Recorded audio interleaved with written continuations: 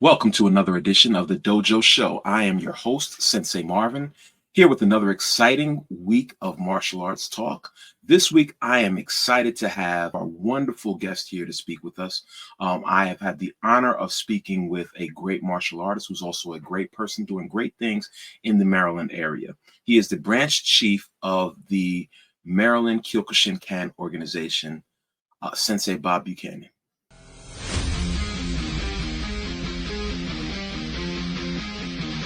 This week's episode is being brought to you by Kyokushin Karate Skinner Dojo. Located in Highland, New York, Skinner Dojo is the headquarters for the Kyokushin Karate organization. Offering training for youth and adults, Kyokushin Karate is the option for your martial arts needs and physical fitness needs. Whether you're looking to just get in shape or desire to compete, there's something for everyone. Come and see what sets Kyokushin Karate apart from the rest. Stop by for a free trial and more information.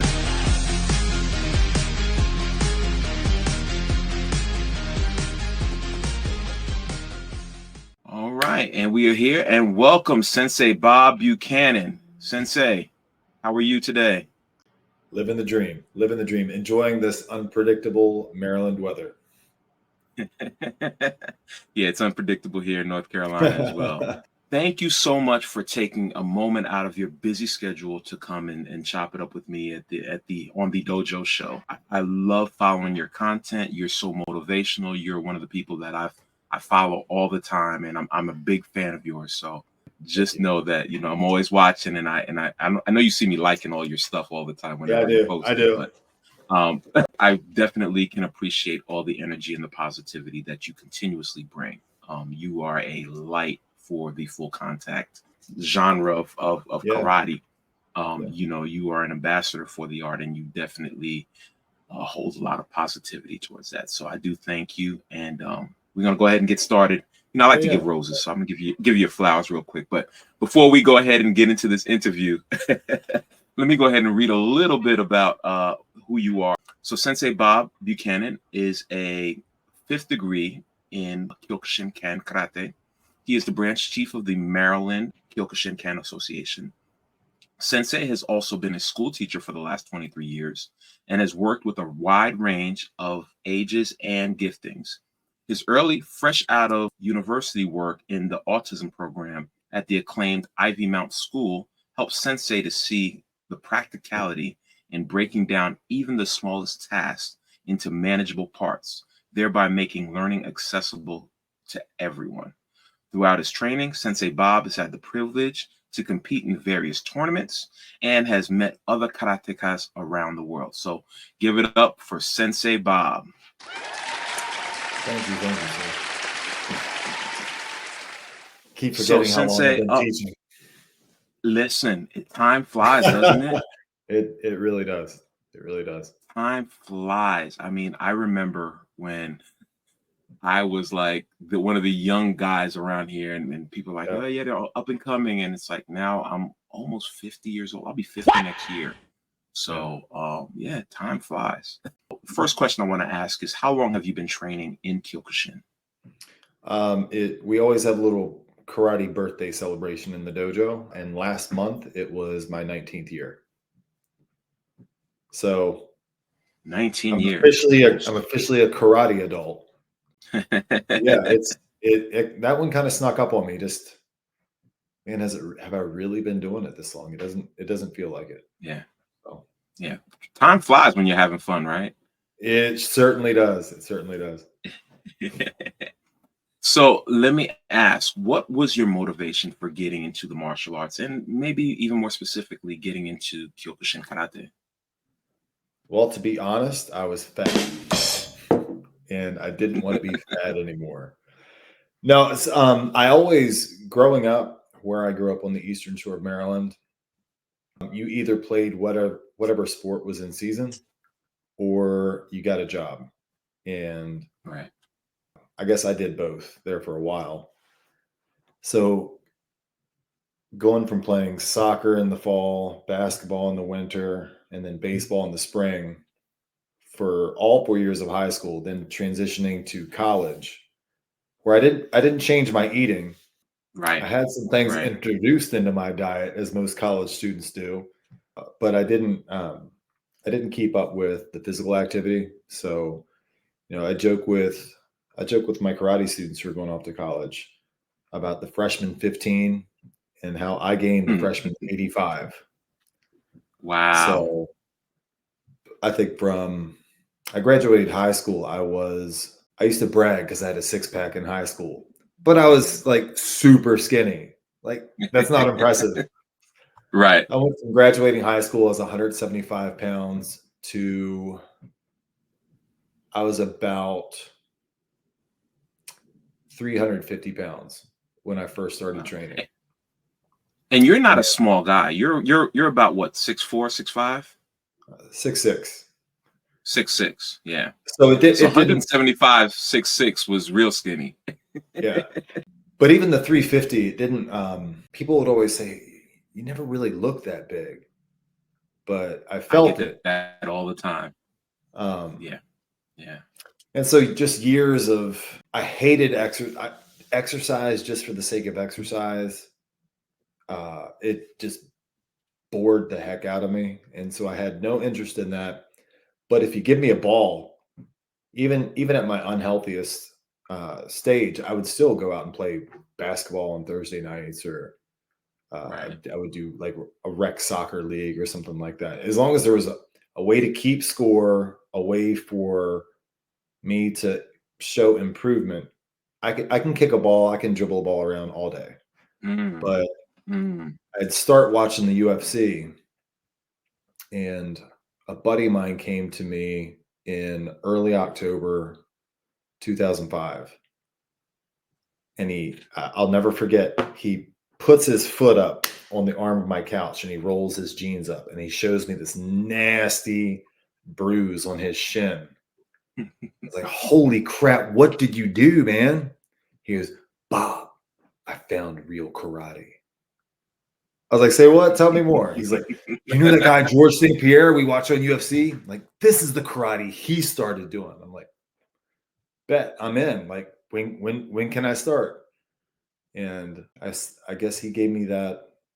We had that interaction on a Wednesday, and I started training the following Monday and Wow. never looked back. I like the Kyokushin because I like to fight. I like to test myself. I like to hit things that aren't X-ray film, and I like hitting pads. I like hitting heavy bags, Right. but there's incredible value in me hitting another person as part of my training, and another person hitting me as part of my training. Right. So Right. Kyokushin just it's we've got pretty techniques. If you look at a YouTube highlight video of Kyokushin knockouts, you're going to see a bunch of spinning back kicks, but Absolutely. 99% of what we do is a jab cross leg kick. And that's Yep. Absolutely. nothing pretty, but Absolutely. it's a good reminder It's of, effective. It's if it effective. works, then it's pretty. I tell my students all the time, did it work? Then it was beautiful. Right. Right. So Right. Right. So you touched on a couple of things. I do want to talk about your fitness journey, because I feel like that is something that, one, resonates with me because I'm always on a Mhm. constant journey. I struggle all the time with Mhm. weight management. But two, because I think your story is inspiring and I think it will help people. So Yeah. I do want to touch on that. But I Yeah. do also want to ask a couple of different questions. Sure. Have you studied any other arts on your journey? Studied, I've Practiced? dabbled. I've dabbled Okay. in Muay Thai. I won the USKA amateur championship about a decade ago in Muay Thai. Awesome. Right now, I'm training. I guess, gosh, another one of those time flies. I guess it's been 3 or 4 years. We've been training Iaido and Kobudo, Right. and Okay. we've recently been training Shito-Ryu. I don't have the joints. I feel like I'm too old to start. I would love to start and learn judo. My body can't handle that. I'd Right. like to Right. consider. I'd like to get into jujitsu as well, but I need my elbows and arms, and fingers to Yeah. work normally. So I'll stick with the striking and the traditional weapons and learning Iaido, and I'm content. Okay. Good. So, you did mention that you did you won a Muay Thai tournament, and you also have had some competitive knockdown or semi-knockdown Yeah. fighting. You want to Yeah. speak a little bit about your experience with some of that? Sure. So I started training October 2005. I did my first semi-contact tournament that following January. So I'd only been training a couple months. But if you're 6'6" and 300 plus pounds, it's hard to hurt you and it's easy to hurt other Yes. people. So I my semi-contact record was pretty good, but I look back and I watched some of those videos and it's almost embarrassing. Just even taking out the fact that I was still relatively new at training, Right. the way that I fought was just completely different than my approach now.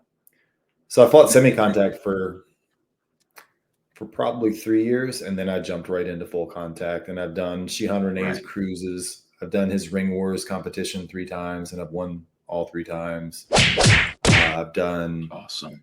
the IFK tournament that they used to have in Rochester. Yeah. I've done well at that. I got to fight some really good guys. Last year I fought up in Atlantic City with the IFK, their American International Tournament. I won that. So yeah, I mean, I'm 45. I'm going to fight again this February. So awesome. I'm probably going to keep fighting until I can't fight anymore. I get better, so I take less damage. Right. I tell my students, hey, movement makes sure that you get hit less often. And when you're my age, yes, that's important, Absolutely. It's funny. You touched on something. It's like when I was younger, technique wasn't all that great, but you were tough as nails. So it really didn't matter, right? But as we get older, right? Like I'm a diehard knockdown guy. I love the exchange. I love, but now that I'm a little older, I've got 4 knee surgeries. I get injured a lot easy.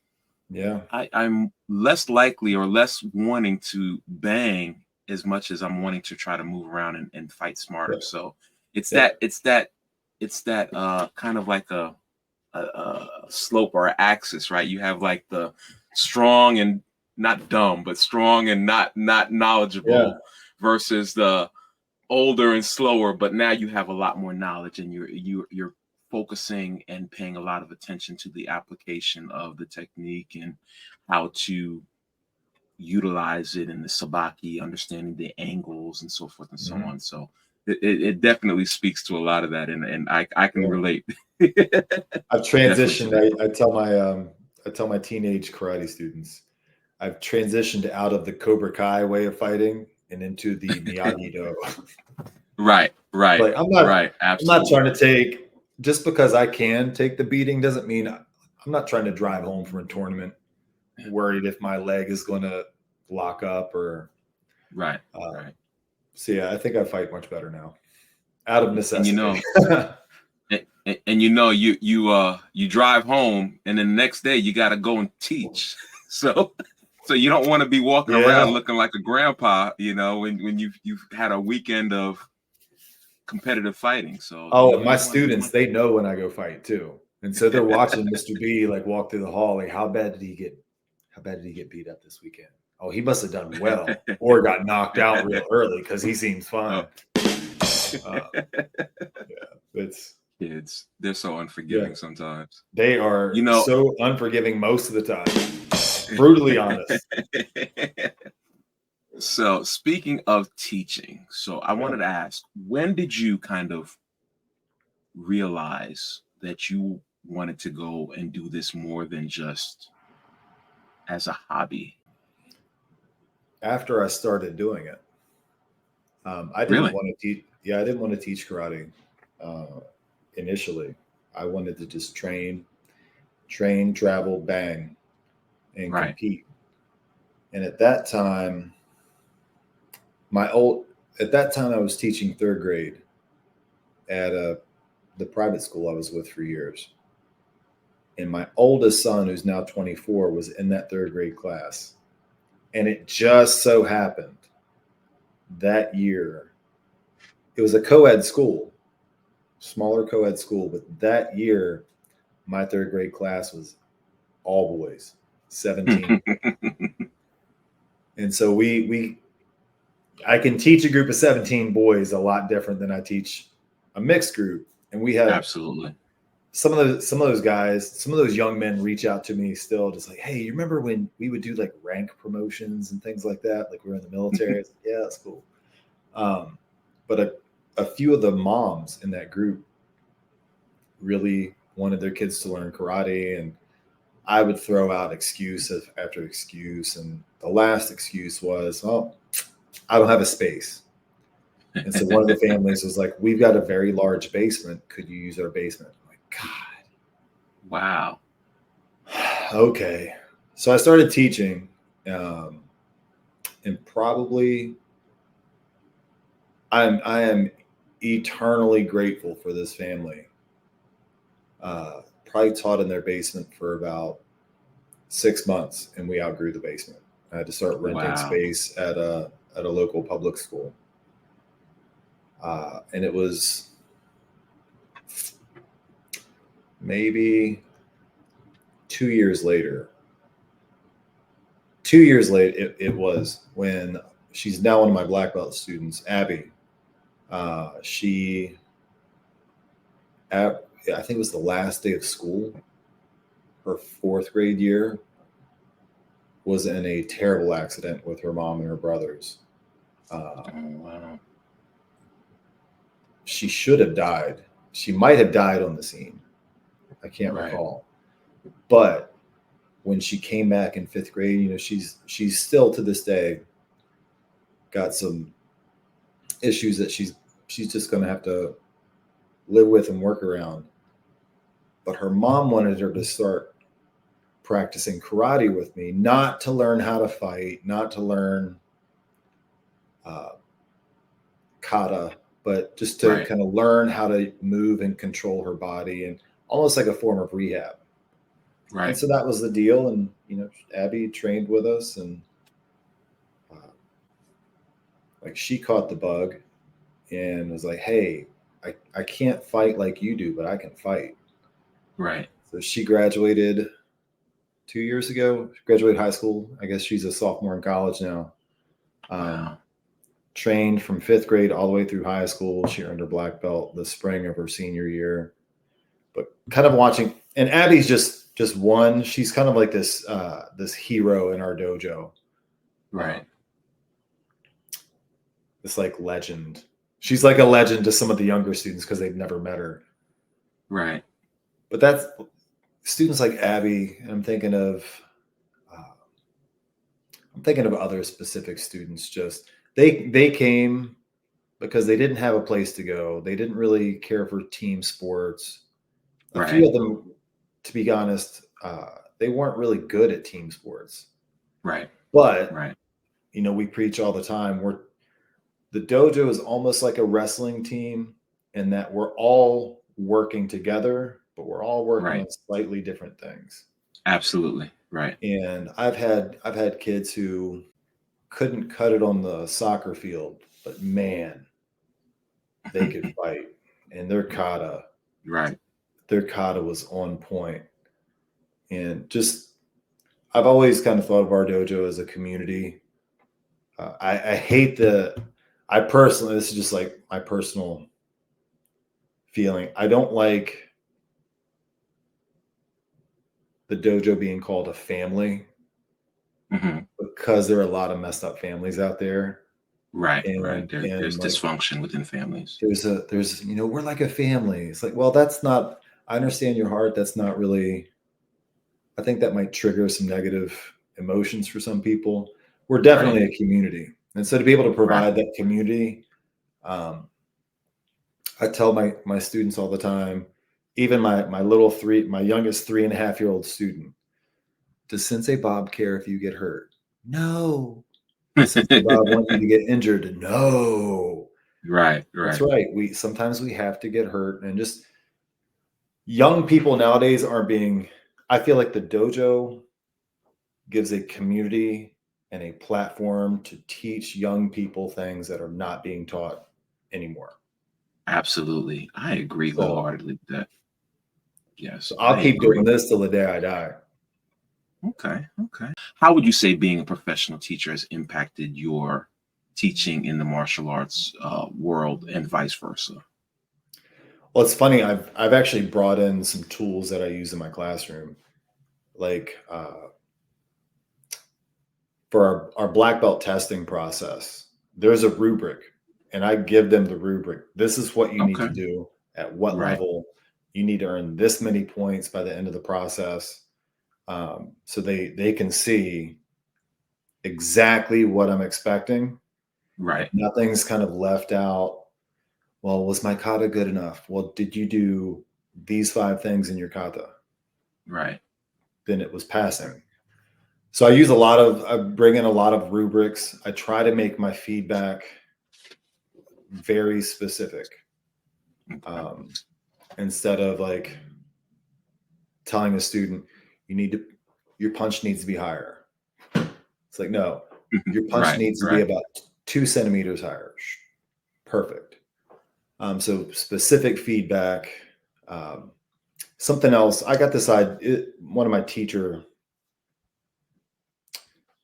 things that I do is it's always easy to call families when their kid is struggling for whatever reason. right, right. But what about the kids who are doing great? Like their parents never hear anything. Yeah, So yeah, something else I've kind of pulled from my classroom practice into the dojo. I handwritten cards. I just drop handwritten cards in the mail once or twice a week. I'll name drop specific students in my weekly email to the dojo. right. Uh, just making sure those students know, like, I see you, That's and awesome. like I see the impact you're having. I see your technique growing. I see your leadership growing. I'm a nut with attendance in the classroom and in the dojo. I'm checking it all the time, looking at trends, and if Right. you miss 2 classes, you're getting a phone call. So, Wow. but Wow. yeah, I And you're think, handling all of that. You're doing all of that by yourself. yeah, I've got a nice software company that I work with that helps me manage Gotcha. a lot of it. Just I can pull up the command center, check one page, and I know Right, what right. 5 people I need to reach out to. So, What would you say maybe teaching in karate how have you has it impacted your overall teaching strategies in the school? well, I have 11th and 12th grade students. I teach high level biology, Okay. and most of these kids will never come and try class, but a lot of them still call me Sensei Bob. um, That's awesome.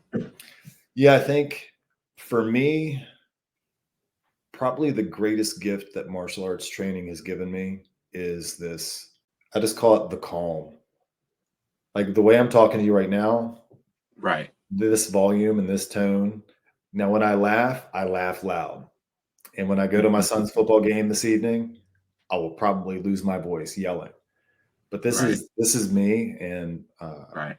kind of calm, cool, collected, and um, like I'll tell my students in the dojo, and I'll tell them in the classroom, nothing. It's not a big deal unless you make it a big deal. Right. And when you're my age, and when you've done the things I've done and seen the things I've seen, there's not much that's really a big deal. Right. So Right.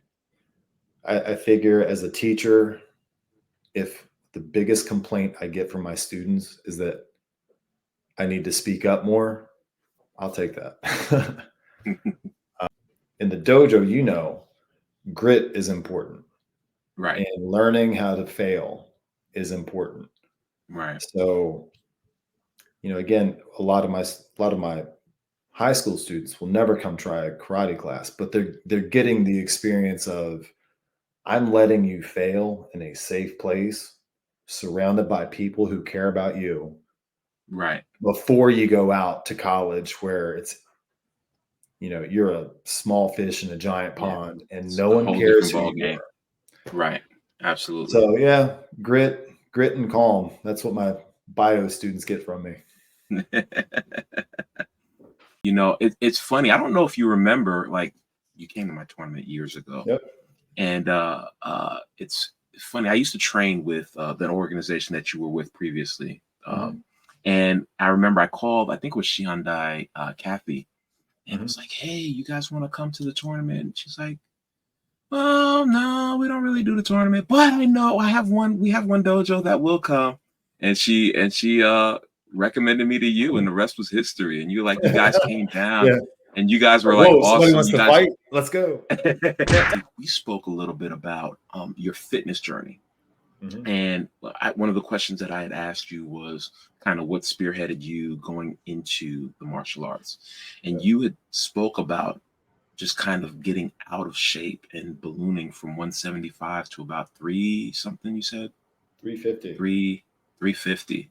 Talk to me a little bit about your journey, how you felt, and kind Yeah. of what led you into it. It's funny. I just had this conversation this morning with my high schooler at breakfast. He goes, "Hey, Dad." He wants me to name him in this answer. Dad, which one of your four sons do you think made you the strongest? And without hesitation, I said, Deacon. He's, what? He's the easy one. I was like, yeah, but Deacon it was October. Deacon was about a week away from turning 2 years old, and I was horsing around with him, doing what dads do, like wrestling on the Right. floor, and just out of wind. I'm like, man, I'm too young. I'm too young to feel like this. And dude, I can still remember what I was wearing. I remember what was on the TV. I remember what Deacon Wow. was wearing. I remember his funny little, like, wannabe toddler haircut. Right. And I said, I'm done. I'm done. Right. And Right. the next morning, I went I can't remember the name of the gym. It was the gym like right up the road, and started working out there every morning before work. Didn't really know what I was doing, but I Right. figured doing something's better than what I've been Better than doing. doing nothing. Yes. And I went on a very, I don't want to say restrictive diet for a year, but I cut out all the pizzas and the cookies and the cakes. And I've kind of been one of those. I used to see it as a curse when I was younger, but now it's like a gift. Like if I say I'm doing this now, I'm doing it. I might need help along the way, but it was that day wrestling around with a almost 2-year old. I just couldn't take it anymore. And then Right. like the week after, I run into my buddy who introduces me to Kyokushin Karate. And so that added, I had committed, I'm going to work out, I'm going to eat better. And now I've got this, at that time, let me do this karate thing, and it'll be like a supplement to my exercise. Right. And then Right. it's funny because very quickly exercise became supplemental to karate training. And it became, how do I work out so that I can do this other thing better? Right. Right. But I've always been here's how much of a nerd I am. Yesterday, I emailed my high school biology teacher just to say, hey, I'm still teaching biology. This is year 24. You're the reason. Thank you so much. I still remember when you chased me around the lab with one of those big dissection worms. So I'm a huge nerd. That is awesome. That is awesome that you I are hope she able gets it. after all these years. Yeah. But I've That always been is a huge awesome. nerd, and I want to know how things work. Right. I don't care how cars work. I don't care how my refrigerator works. I want to know how this works. The And body. so I remember one of the first books I read. I've probably got it in here on my shelf somewhere. It's called You on a Diet. I can't remember Mm, who wrote it. I remember it had a lot of good pictures. So that's why I picked it up. But it kind of gave, and I highly recommend that book to anybody who has no idea where to start. right. It's got a uh, really good breakdown on the big ideas. And Mhm. so I went through that book and I did the Body for Life program for a few months, and just to get an exercise routine down. Right. Um, but then it shifted really quickly. Probably about 5 years. Well, no, I'll go back. I was in Men's Health magazine. Were Uh, you? yeah, I forgot about that. I was in Men's Health they had like the belly off club for like Okay. regular people who went from not fit to like Super fit. fit. And yeah, I was in there. I was in there about a year and a half after I started the journey. Um, Awesome. and it was probably right after that point that I went full nerd and started looking at the chemistry of food Right. and what happens to different hormones when we exercise at a low intensity and at a high intensity, and looking at the science of sleep. Um, Yes. yeah, I mean, I don't listen to music much anymore. I'm usually listening to Peter Attia's podcast, Andrew Huberman's podcast. Rhonda Patrick is probably one of the smartest people I've ever heard of Okay. talk about food and food Right. chemistry. And um, so, like, yeah, I know protein's good for me, but why? Right. And Right. I joke with my students that I love doing n equals one experiments on myself just to see how things. I'm never going to preach something unless I've tried it myself. Right. So I tried. Right. I went for 3 years. I did the whole vegan diet, and Hmm. um, looking back, man, my food was prettier, but God, it's miserable. You know how good bacon cheeseburgers are? Bacon cheeseburgers are delicious. Um, but I said, and that was a decision I did no research on. I watched a documentary. I was like, you know what? Elite athletes can be vegan.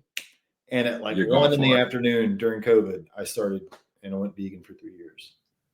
Now, do you And feel like maybe your energy waned at all during your vegan stretch? I don't think so.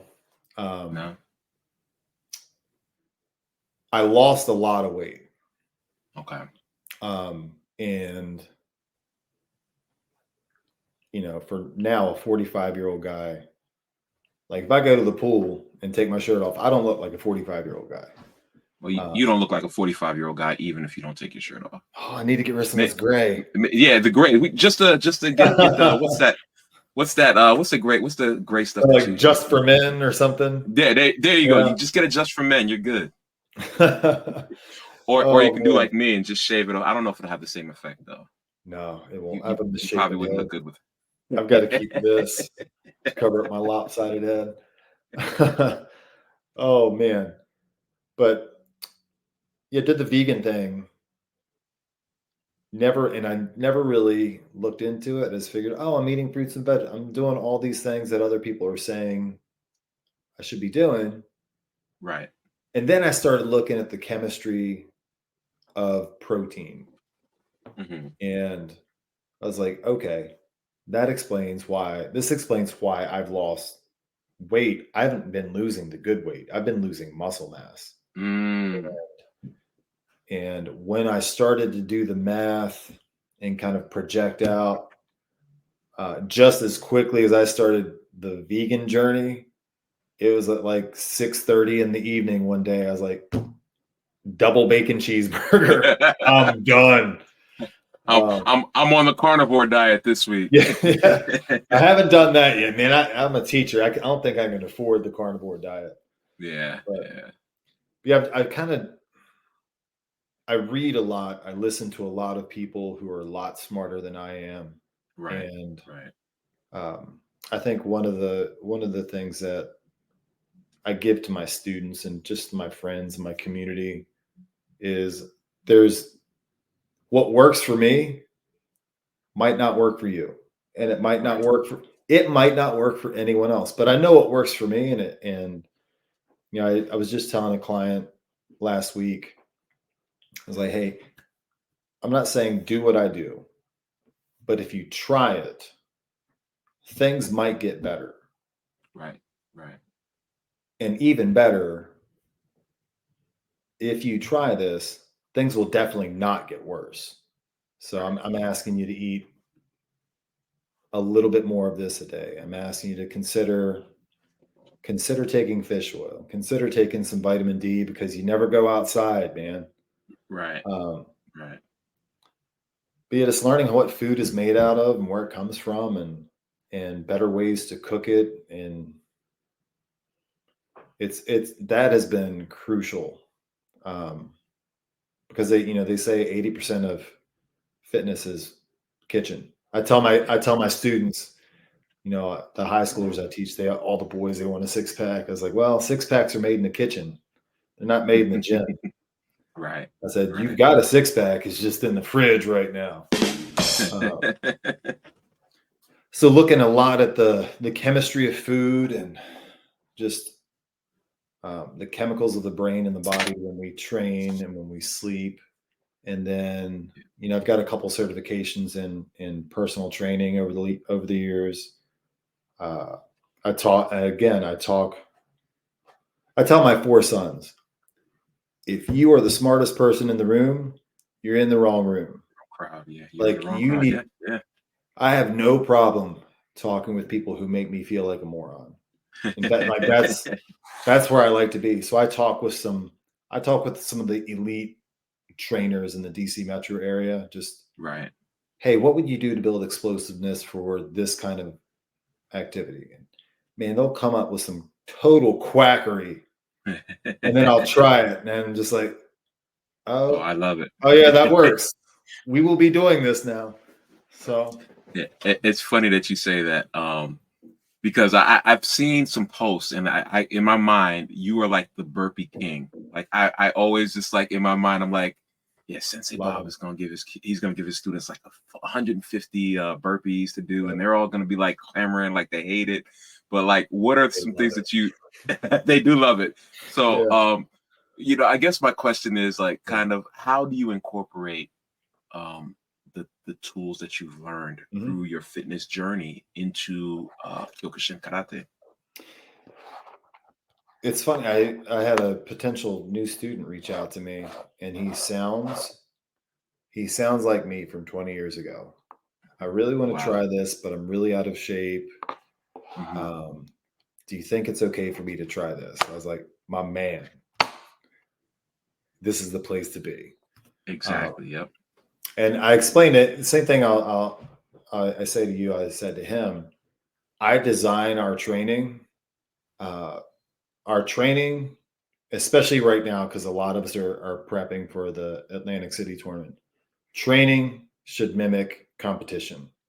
Right. Um, so even if you're not training for Atlantic City, uh, you're You're gonna get a training. taste of what it feels like. Right. And I don't often you know, do 200 of this or 150 of this or 300 of these. We do those just to build grit, but not often. We do a lot of Tabata. Okay. We do a lot of every minute on the minute, just however many you can do, Right. with the goal of, and they all know this. I've got some guys who are elite level fitness, and I've Right. got some dads who work at a desk. Right. They all know my goal is when that timer goes off, all of you are suffering. Like if you're putting in the intensity, all of our training is intensity based. Right. Most of our training Right. is intensity based. And if you're honest with yourself in the training, the dad who works at a desk for his job should feel just as tired as the dude who is training for special forces selection in the spring. Absolutely. Right.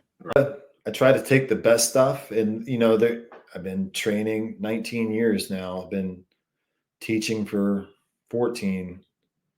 There are some things that I used to love that we did that as I learned, probably there were better things that we could be doing. I've only been to Japan once, and when I went to Japan, I felt like the food tasted different. The food was much different. The food, but I do feel like there is a lessening of nutritional value in American food, and I don't know if you have researched anything about that, or if you have any comments on that, or any thoughts on that. Yeah. I've got a megaton of thoughts. So I try to eat one ingredient foods. Okay. If I'm going to eat eggs, I'm going to get the eggs out of my fridge, crack them in a pan. I'm eating eggs. No, right. I eat beef, I eat eggs, I eat fruits, I eat vegetables. Right. And that's like 80% of, no, it's probably 90% of what I do. My diet is so boring, but I'm eating cow, chicken eggs, fruits, vegetables. Right. Right. And I try to, I do love my occasional sweet treats, but as they're the exception, not the rule. And something that I'm teaching biology at the level that I do, I can kind of get into it with my students. They know if you bring in a bag of chips, I'm going to take it from you. I'm going to read the ingredients to you, and I'm going to tell you which ones have been linked directly with cancer, with attention disorders. Right. Like you're eating chemicals, sweetheart. Like this isn't food. Japan was food. Right. And it was good. Yeah. Most people are walking around malnourished with full bellies. Absolutely. Absolutely. There was a story of, was it Cortez? Cortez and the Aztecs?